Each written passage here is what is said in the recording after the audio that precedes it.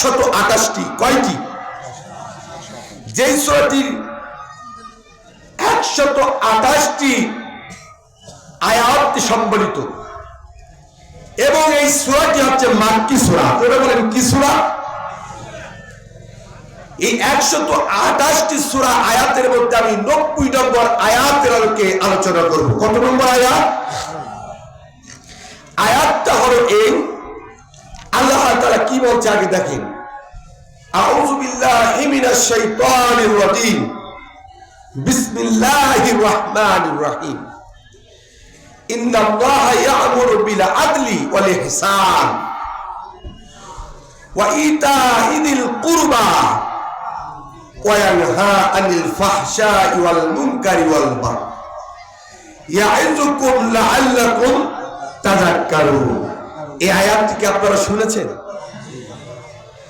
এই আয়াত যখন আমাদের মসজিদের জুমাত বা প্রতিটা মসজিদের ইমাম সাহেব যখন খুতবার মধ্যে এটা বলতে শুরু করে, আমাদের দেশের মানুষেরা আয়াতের তরজমা বুঝুক আর না বুঝুক, তারা এতটুকু বোঝে যে এখনই খুতবা শেষ, নামাজের জন্য দাঁড়িয়ে যেতে হবে।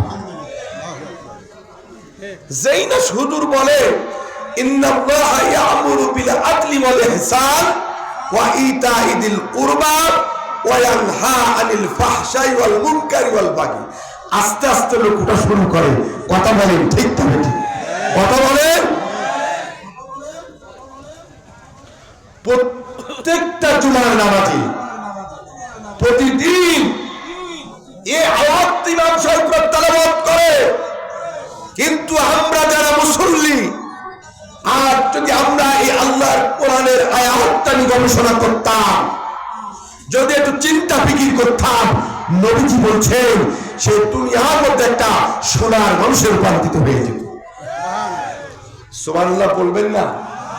এত আস্তে কেন বলেন না কেন? সুবহানাল্লাহ। আল্লাহর নবী বলছেন এই আয়াত ইমাম সাহেব কি জুম্মার নামাজের পরে যেগুলো বলে খুতবার মধ্যে আয়াতটা, আর যদি বাংলাদেশ সহ গোটা পৃথিবী সমস্ত মুসলমানেরা শুধু একটা মাত্র আয়াত নবীজি বলছেন এর আমল করত, এই আয়াত কি জীবনটাকে গঠন করত, সে দুনিয়ার মধ্যে সোনার মানুষে রূপান্তরিত হয়ে যেত। বলেন না কেন? সুবহান।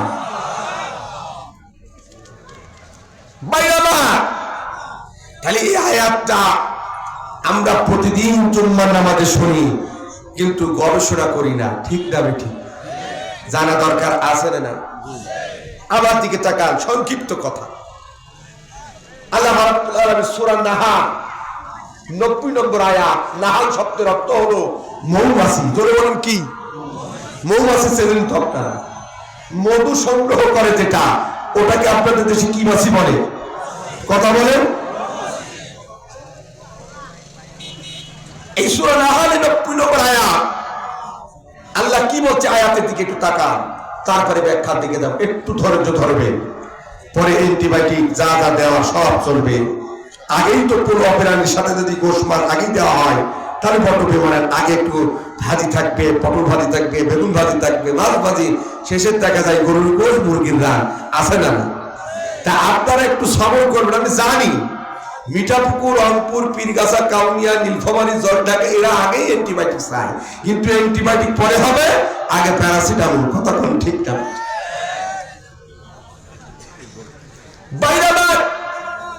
তাহলে এই আয়াতে কারিমার মধ্যে আল্লাহ তাআলা কি বলছেন আগে নজর করি। ব্যাখ্যার মধ্যে আল্লাহ কি বলছে, এই সর্ববাদে কি বলছে। আল্লাহ রাব্বুল আলামিন বলছেন আউযু বিল্লাহি মিনাশ শাইতানির রাজীম। তাফসীর শুরু হয়ে গেল। বিসমিল্লাহির রহমানির রহিম। পরম করুণাময় অতুল দয়ালু মহান আল্লাহর নামে শুরু করছি। আমরা পুরো কাজ শুরু করব তার নামে।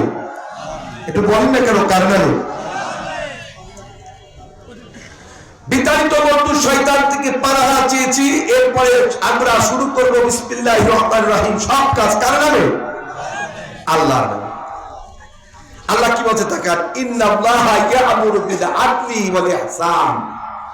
এই আয়াতের সর্বদা বলতে নিশ্চয় আল্লাহ তোমাদেরকে ন্যায় বিচার ইহসান ও আত্মীয় স্বজনদের সাহায্যের নির্দেশ দিয়েছেন। সুবহানাল্লাহ বলবেন না? এরপরে আল্লাহ তাআলা আমাদের সমস্ত অশ্লীল অন্যায় অসৎ কাজ থেকে তিনি নিষেধ করেছেন। বলেন না কেন সুবহানাল্লাহ? এই সূরা নাহলের 90 নম্বর আয়াতের মধ্যে আল্লাহ তাআলা 6টা বিষয় উপস্থাপনা করেছে। জোরে বলেন কয়টি? আর একটু জোরে বলেন কয়টি? 6টি। 3টা বিষয় আল্লাহ তাআলা নিষেধকে আদেশ করেছে, আর 3টা বিষয় আল্লাহ তাআলা নিষেধ করেছে। আদেশ করেছেন কয়টি? 3টি। নিষেধ করেছেন কয়টি? 3টি। তাহলে মোট কয়টা বিষয় হলো? 6টা বিষয়। এই ছোট্ট আয়াতের মধ্যে আল্লাহ তাআলা লিপিবদ্ধ করে দিয়েছেন।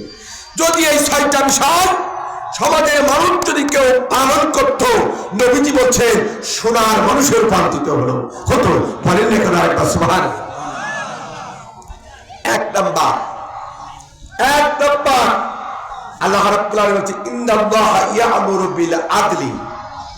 আদল শব্দের অর্থ হলো ন্যায় বিচার। জোরে বলেন কি বিচার? এই আয়াতটাকে নিজেই আল্লাহ তাআলা তিনি নিজেই এটা বর্ণনা করছেন এই 6টা বিষয়, এবং নিজে আমল করার কথা বলছেন আমাদেরকে। শুনে রাখো আমার বান্দা এবং বান্দিরা, আমি আল্লাহ তোমাদেরকে নিজেই শোনাচ্ছি, ইন্নাল্লাহা ইয়া'মুরু বিল আদলি। এই দুনিয়ার মধ্যে তোমাদেরকে এক নাম্বার ন্যায় বিচার প্রতিষ্ঠা করতে হবে, ন্যায় বিচার করতে হবে। বলেন না কেন আল্লাহু আকবার? এই কথা আপনারা জুম্মার নামাজে প্রতিদিন ইমামের মুখ থেকে শোনেন নাই কারা কারা? একটু হাত তুলে দেখান। শোনেন নাই কারা কারা? শোনেন নাই? প্রত্যেকটি জুম্মার নামাজে আয়াতটা তেলাওয়াত করা হয়, কিন্তু সেখানে শুধু হুজুররা থাকে না, এদেশের সর্বস্তরের নেতারা সেখানে নামাজ পড়ে ইমামের পেছনে। কিন্তু ইমাম এই আয়াত তেলাওয়াত করে, কিন্তু মজার সবাই শোনে। এই আয়াত শোনার সাথে সাথে দাঁড়িয়ে যায়, নামাজ শুরু হবে, আর বেশি সময় নেই।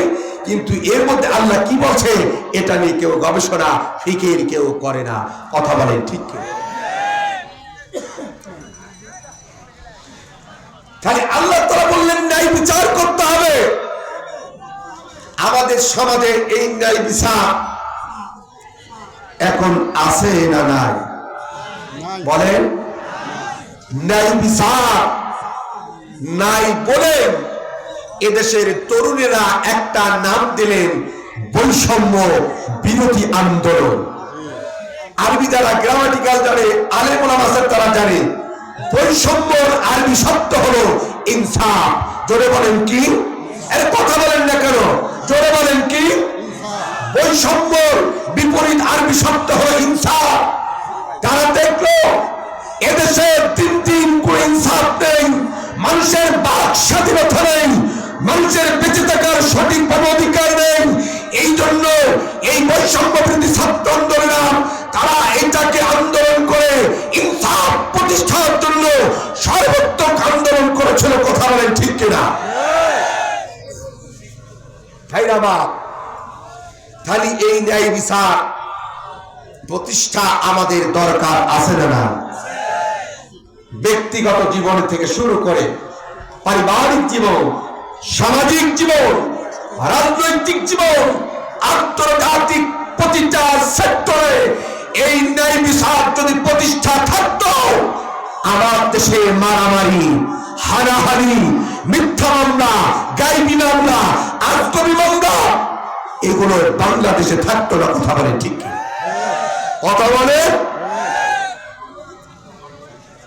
এই ন্যায় বিচার প্রতিষ্ঠার জন্য আল্লাহ তাআলা তিনি এই সূরা নাহলের 90 নম্বর আয়াতের শুরুতেই বললেন ইন্নাল্লাহা ইয়া'মুরু বিল আদলি। নিশ্চয় আল্লাহ বলছেন